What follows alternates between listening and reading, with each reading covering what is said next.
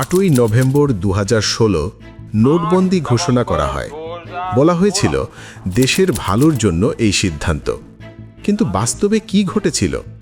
সাধারণ মানুষ নিজেরই টাকার জন্য ব্যাংকের সামনে ঘন্টার পর ঘন্টা লাইনে দাঁড়িয়েছিলেন।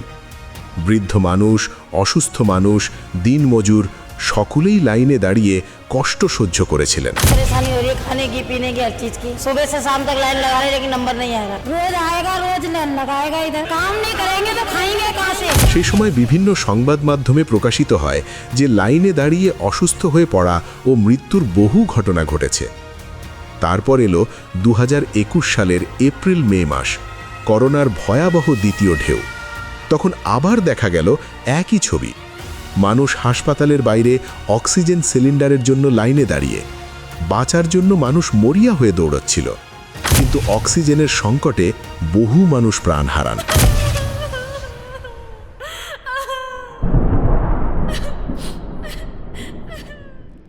এরপর এলো এসআইআর। আবার দেখা গেল সেই একই ছবি। বৃদ্ধ মানুষ, অসুস্থ মানুষ, সাধারণ মানুষ সবাইকে লাইনে দাঁড়াতে হচ্ছে। বয়স বা শারীরিক অবস্থার কথা না ভেবেই মানুষকে ঘন্টার পর ঘন্টা লাইনে দাঁড়িয়ে কাগজ প্রমাণ করতে হয়েছে। 80-এর ওপরে 67 বছরের বৃদ্ধ, 85 ছুঁই 109 বছরের বৃদ্ধা, 86 বছর বয়স, 81 84। আর এখন আবার নতুন সমস্যা, রান্নার গ্যাসের দাম বৃদ্ধি ও অব্যবস্থাপনা।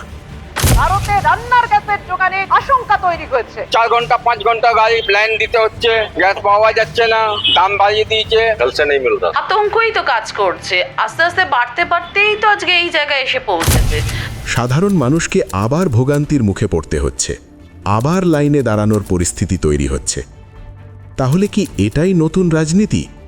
মানুষের জীবনের অর্ধেক সময় কি কেটে যাবে শুধু লাইনে দাঁড়িয়ে?